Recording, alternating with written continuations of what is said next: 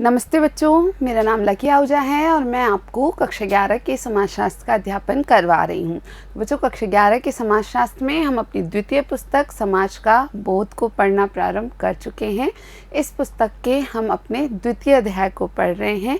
हमारे इस द्वितीय अध्याय का नाम है ग्रामीण तथा नगरीय समाज में सामाजिक परिवर्तन तथा सामाजिक व्यवस्था। तो हम इस अध्याय में अब तक 4 भागों में इन विभिन्न ग्रामीण और नगरीय सामाजिक परिवर्तनों की चर्चा कर चुके हैं। आज इस 5वें भाग में हम संस्कृति से इन सामाजिक परिवर्तनों के जो संबंध हैं उनकी चर्चा करने वाले हैं।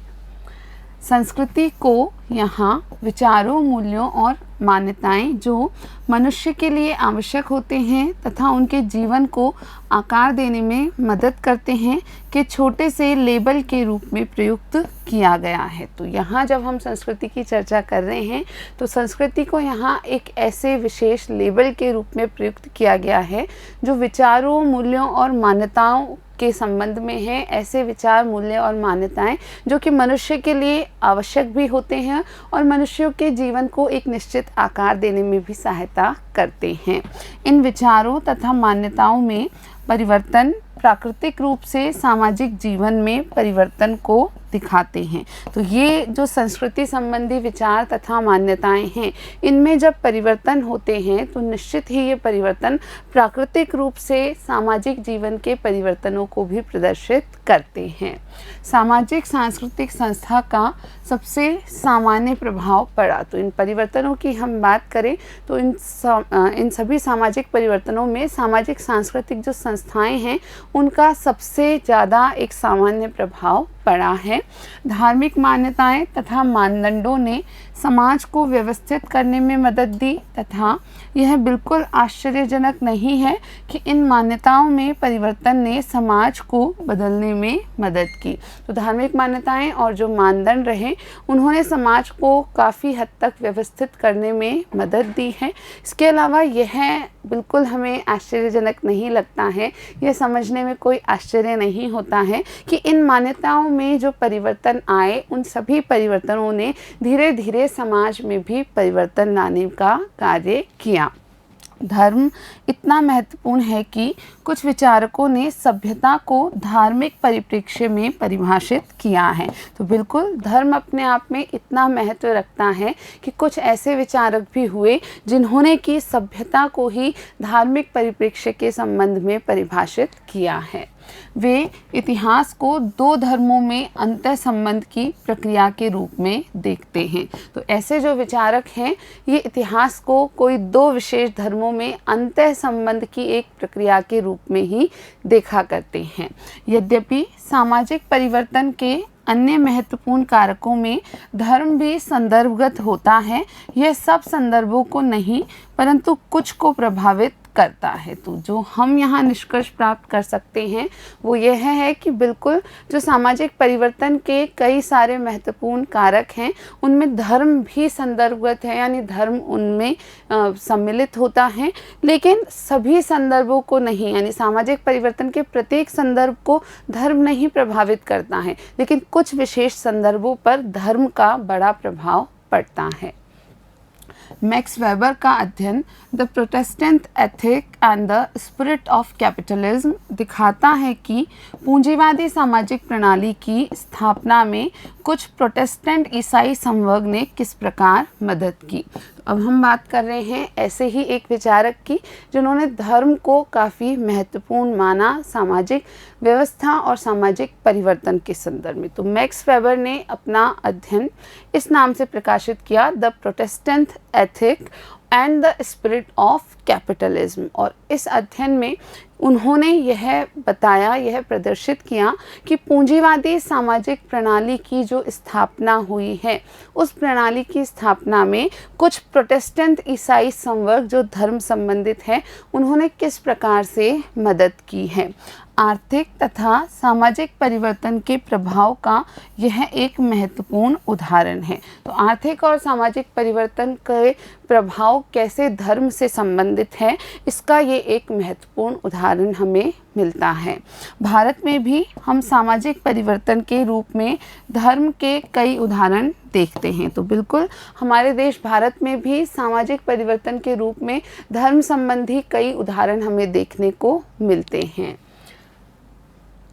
इनमें सबसे उत्कृष्ट उदाहरण प्राचीन भारत के सामाजिक तथा राजनीतिक जीवन पर बौद्ध धर्म का प्रभाव तथा मध्यकालीन सामाजिक संरचना में अंतर्निहित जाति व्यवस्था के संदर्भ में व्यापक प्रभाव के रूप में देखा जा सकता है। तो हमारे देश भारत की हम जब बात करते हैं तो उदाहरण के रूप में जो प्राचीन भारत का सामाजिक और राजनीतिक जीवन रहा, वहाँ के सामाजिक और राजनीतिक जीवन पर हमें विशेष करके बौद्ध धर्म का प्रभाव देखने को मिलता है।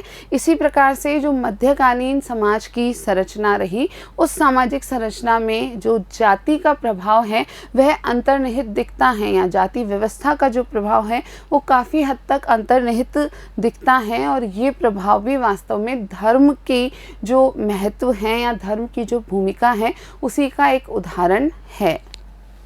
समाज में महिलाओं की स्थिति में जो सामाजिक परिवर्तन आए हैं उसके वैचारिक उद्भव को सांस्कृतिक उदाहरण के रूप में देखा जा सकता है।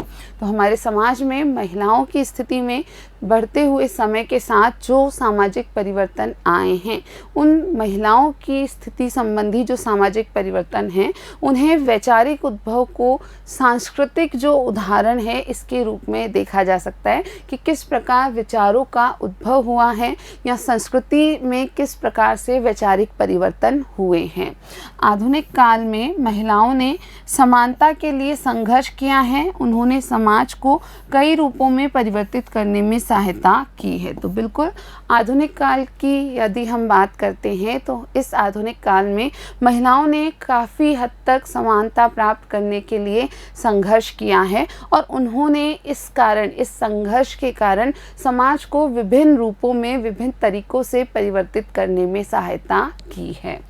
ऐतिहासिक परिस्थितियां महिलाओं के संघर्ष के लिए कहीं सहायक सिद्ध हुई हैं तो कहीं बाधक। जो हमारे समाज की ऐतिहासिक परिस्थितियां थी वो कहीं कहीं महिलाओं के संघर्ष के लिए सहायक सिद्ध हुई हैं, लेकिन कहीं कहीं पर उन्होंने महिलाओं के संघर्ष में बाधा भी उत्पन्न की है। उदाहरण के लिए द्वितीय विश्व युद्ध के समय पाश्चात्य देशों में महिलाओं ने कारखानों में काम करना प्रारंभ कर दिया, जो पहले कभी नहीं हुआ था तथा जो पहले हमेशा पुरुषों द्वारा किए जाते थे। तो एक उदाहरण यहाँ है कि द्वितीय विश्व युद्ध के दौरान जो पश्चिमी देश थे वहाँ पर महिलाओं ने कारखानों में काम करना शुरू कर दिया था और इस प्रकार की स्थिति यानी महिलाओं द्वारा कारखानों में काम करना इस समय से पहले कभी नहीं हुआ था और ये देखा जाता था कि इस प्रकार कारखानों में जो काम किया जाता था वो सिर्फ पुरुषों द्वारा ही किया जाता था।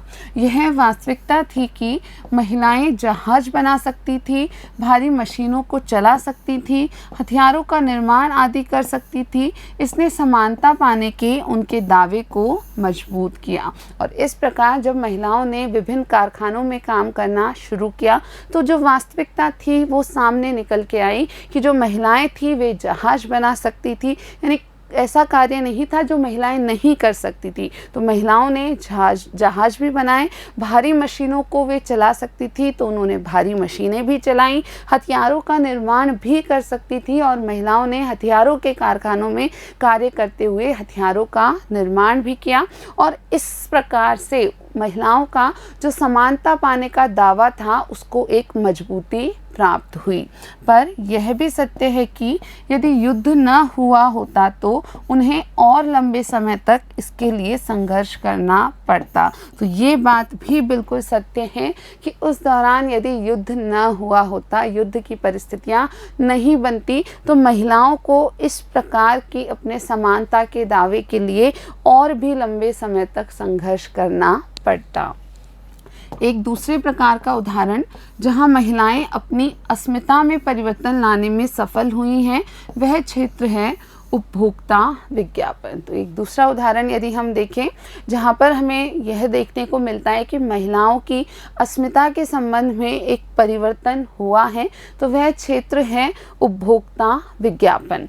अधिकतर नगरीय समाजों में महिलाएं ही यह निर्णय लेती हैं कि घरेलू उपयोग के लिए कौन सी वस्तुएं खरीदी जाएं। तो अधिकतर नगरीय समाजों की यदि हम बात करें तो वहाँ परिवारों में यह निर्णय महिलाओं द्वारा ही लिया जाता है कि घरेलू उपयोग के लिए कौन सी वस्तुओं को खरीदा जाएगा। विज्ञापनों ने एक उपभोक्ता के रूप में महिलाओं की सोच के प्रति संवेदनशील बनाया है, और जो विभिन्न विज्ञापन आए हैं समक्ष या आधुनिक समाज में जो विज्ञापन बनाए गए हैं, उन्होंने एक उपभोक्ता के रूप में जो महिलाओं की सोच रही है उसके प्रति एक संवेदनशीलता व्यक्त की है। विज्ञापन के खर्चों का एक महत्वपूर्ण अंश अब महिलाओं को मिलता है और इसका प्रभाव मीडिया पर पड़ा है, और इसी कारण जो विज्ञापन के खर्चे होते हैं उनका एक महत्वपूर्ण अंश महिलाओं को मिलता है, क्योंकि विज्ञापन में महिलाओं को अब प्रस्तुत किया जाता है और इसका प्रभाव मीडिया पर भी हमें देखने को मिलता है। संक्षेप में, महिलाएं आर्थिक भूमिका परिवर्तन की श्रृंखला की शुरुआत करती हैं जिसके बड़े सामाजिक परिणाम निकल सकते हैं, और इस प्रकार से महिलाएं आर्थिक भूमिका परिवर्तन की जो श्रृंखला बन सकती हैं उसकी शुरुआत का कार्य इस उदाहरण में करते हुए हमें दिखती हैं, और इसके फलस्वरूप बड़े सामाजिक परिणाम भी आ सकते हैं। उदाहरण के तौर पर विज्ञापन महिला को एक निर्णायक सदस्य के रूप में दिखा सकता है। तो बिल्कुल कुछ विज्ञापनों में हम देखते हैं कि महिलाओं को किसी भी वस्तु को खरीदने के संदर्भ में एक निर्णायक सदस्य के रूप में दिखाया जाता है, अथवा महत्वपूर्ण व्यक्ति के रूप में जिसके बारे में न तो पहले सोचा जा सकता था और न ही जिसे बढ़ावा दिया जा सकता था। तो एक महत्वपूर्ण निर्णायक सदस्य के रूप में या एक महत्वपूर्ण व्यक्ति के रूप में इन विज्ञापनों में महिलाओं को दिखाया जाता है, और इसके बारे में ना तो पहले सोचा जा सकता था और ना ही इसे कोई बढ़ावा दिया जा सकता था। सामान्यतः पहले ज़्यादातर विज्ञापन पुरुषों को संबोधित किए जाते थे, अब उतना ही महिलाओं को भी संबोधित किया जाता है, अथवा कुछ क्षेत्रों में जैसे घरेलू वस्तुएं अथवा उपभोक्ता वस्तुओं में मुख्यतः महिलाओं को। तो सामान्यतः हमें ये देखने को मिलता है कि जहाँ पहले ज़्यादातर विज्ञापन पुरुषों को ही संबोधित करते थे, अब उतना ही महिलाओं को भी संबोधित किया जाता है, या कुछ क्षेत्र जैसे कि घरेलू वस्तुएं हुई या उपभोक्ता वस्तुएं हुई, ऐसी वस्तुओं में मुख्यतः महिलाओं को संबोधित करते हुए ही विज्ञापन बनाए जाते हैं। अतः यह विज्ञापकों तथा निर्माताओं के लिए आवश्यक हो गया है कि महिलाएं क्या सोचती तथा महसूस करती हैं उस पर ध्यान दिया जाए, और इसी कारण जो विज्ञापन निर्माण करता है, विज्ञापक हैं और जो निर्माता हैं किसी भी वस्तु विशेष के, उनके लिए यह जानना आवश्यक हो गया है कि महिलाएं किस प्रकार से सोचती हैं, वे कैसा महसूस करती हैं। इन बातों पर ध्यान दिया जाए और अपने उत्पाद या अपनी वस्तु के विज्ञापन में उस बात को प्रदर्शित किया जाए। एक अन्य उदाहरण जहां सांस्कृतिक परिवर्तन सामाजिक परिवर्तन लाता है, खेलकूद के इतिहास में देखा जा सकता है। तो अब इसके अलावा एक अन्य उदाहरण की हम बात करें जिसमें कि सांस्कृतिक परिवर्तन ही सामाजिक परिवर्तन लेकर आता है, उसे खेलकूद के इतिहास में स्पष्टतः देखा जा सकता है। खेलकूद हमेशा से लोकप्रिय संस्कृति की अभिव्यक्ति रहे हैं जो कभी कभी अधिक महत्वपूर्ण हो जाते हैं। तो खेलकूद जो हैं वे हमेशा ही लोकप्रिय संस्कृति की अभिव्यक्ति का एक रूप रहे हैं और कभी कभी ये बहुत ज़्यादा महत्वपूर्ण हो सकते हैं। क्रिकेट का प्रारंभ ब्रिटिश राजशाही वर्ग के शौक के रूप में हुआ, ब्रिटेन के मध्यम तथा कामकाजी वर्गों में फैला और वहाँ से पूरी दुनिया के अंग्रेजी साम्राज्य में। तो इस खेल के बारे में हम बात करें, क्रिकेट के बारे में, तो इस खेल का प्रारंभ वास्तव में ब्रिटिश राजशाही जो वर्ग था उसके एक शौक के रूप में ही हुआ, लेकिन धीरे धीरे ब्रिटेन के जो मध्यम वर्ग, जो कामकाजी वर्ग थे, वहाँ तक इस खेल का जो शौक़ था वो पहुँचा और फिर वहाँ से फिर पूरी दुनिया का जो अंग्रेजी साम्राज्य था, उन सभी देशों में जहाँ अंग्रेज़ों ने अपना शासन स्थापित किया था, उन सभी जगहों पर क्रिकेट का जो साम्राज्य है वो भी फैल गया, यानी लोग वहाँ भी क्रिकेट खेलने लगे। जैसे ही इस खेल ने भारत से बाहर अपनी जड़ें जमाई, यह अधिकतर राष्ट्रीय अथवा प्रजातीय गर्व का प्रतीक बना। तो जिस प्रकार इस खेल ने भारत के बाहर अपनी जड़ें जमाई, यानी दूसरे सभी स्थानों पर यह खेल खेला जाने लगा, तो यह अधिकतर राष्ट्रीय अथवा प्रजातीय गर्व का प्रतीक बनने लगा। क्रिकेट में तीव्र प्रतियोगिता का भिन्न इतिहास है, जो खेलकूद की सामाजिक महत्ता को कथात्मक रूप में दिखाता है। तो क्रिकेट में जो प्रतियोगिता है वो काफ़ी तेज हो गई, या उनमें जो आपसी प्रतिद्वंदी थे उनमें बहुत तीव्र प्रतियोगिता होने लगी। तो इसका अपना एक अलग इतिहास है और खेलकूद की सामाजिक महत्ता को यहाँ इस क्रिकेट के खेल में हम कथात्मक रूप में देख सकते हैं। इंग्लैंड तथा ऑस्ट्रेलिया की प्रतियोगिता सामाजिक अधीनस्थ उपनिवेश यानी ऑस्ट्रेलिया का शासन के केंद्र में प्रभावशाली उच्च वर्ग यानी इंग्लैंड के प्रति रोष दर्शाती है। तो अब हम उस कथा से कुछ जो उदाहरण है वो ले सकते हैं कि इंग्लैंड और ऑस्ट्रेलिया में जब क्रिकेट की प्रतियोगिता होती हैं तो यह सामाजिक अधीनस्थ उपनिवेश यानी कि ऑस्ट्रेलिया का शासन के केंद्र में जो प्रभावशाली उच्च वर्ग रहा यानी कि इंग्लैंड, उनके प्रति एक रोष को प्रदर्शित करती है। यानी जब इस खेल में ऑस्ट्रेलिया वाले जीतते हैं, इंग्लैंड को हराते हैं, तो वहाँ ये माना जाता है कि जिस राष्ट्र को उपनिवेश बना के रखा गया था इंग्लैंड के प्रभावशाली उच्च वर्ग द्वारा, वे इस खेल में उन्हें हराकर अपना रोष प्रकट कर पा रहे हैं। इसी प्रकार 1970 तथा 80 में पूरी दुनिया पर वेस्ट इंडीज़ क्रिकेट टीम का वर्चस्व भी औपनिवेशिक व्यक्तियों के प्रजातीय गर्व को दिखाता है। और इसी प्रकार एक उदाहरण है कि 1970 और 80 के दशक में पूरी दुनिया पर जो वेस्ट इंडीज़ की क्रिकेट टीम थी उसका वर्चस्व रहा, और ये जो वेस्ट इंडीज़ की क्रिकेट टीम का वर्चस्व था यह औपनिवेशिक व्यक्तियों के जो प्रजातीय गर्व था उसको प्रदर्शित करता है, क्योंकि वेस्ट इंडीज़ के जो अलग प्रजाति हैं वे इस खेल में अपनी महत्ता को प्रदर्शित कर पाए थे। भारत द्वारा क्रिकेट में इंग्लैंड को हराना हमेशा से कुछ खास रहा है, विशेषकर स्वाधीनता से पूर्व। तो इसी कड़ी में हम एक उदाहरण देखते हैं हमारे देश का, यानी भारत द्वारा जब क्रिकेट में इंग्लैंड को हराया जाता है तो यह हमेशा से कुछ खास माना जाता है, और ख़ासकर स्वाधीनता से पूर्व या स्वतंत्रता से पहले जब ऐसा हुआ तो वो बहुत महत्वपूर्ण था।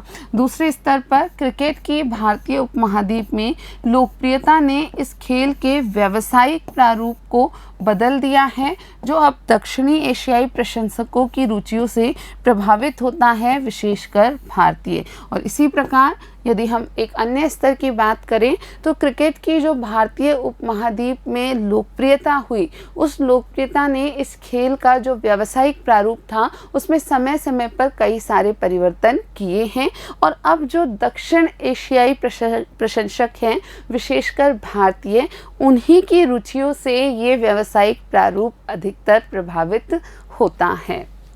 कोई एक सिद्धांत अथवा कारक सामाजिक परिवर्तन के लिए जिम्मेवार नहीं होता है। तो कोई भी एक ही सिद्धांत या एक ही कारक सामाजिक परिवर्तनों के लिए जिम्मेदार नहीं होता है।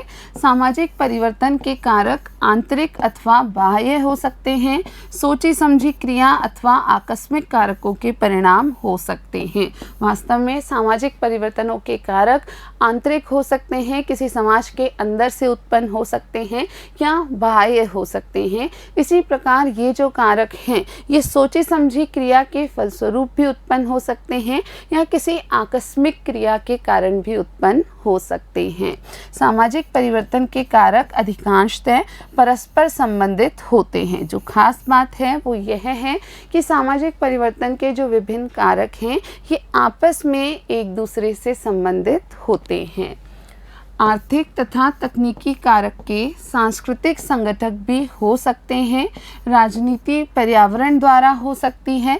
अतः यह आवश्यक है कि सामाजिक परिवर्तन तथा उसके विभिन्न प्रकार की विधाओं से परिचित रहा जाए। तो ये जो परस्पर संबंध की हम बात कर रहे हैं, उसी बारे में हम यह समझ सकते हैं कि आर्थिक और तकनीकी जो कारक हैं उनके कुछ सांस्कृतिक संगठक भी हो सकते हैं। इसी प्रकार किसी स्थान विशेष की राजनीति जो है वह पर्यावरण के द्वारा हो सकती है, या पर्यावरण के आधार पर भी राजनीतिक परिवर्तन हो सकते हैं।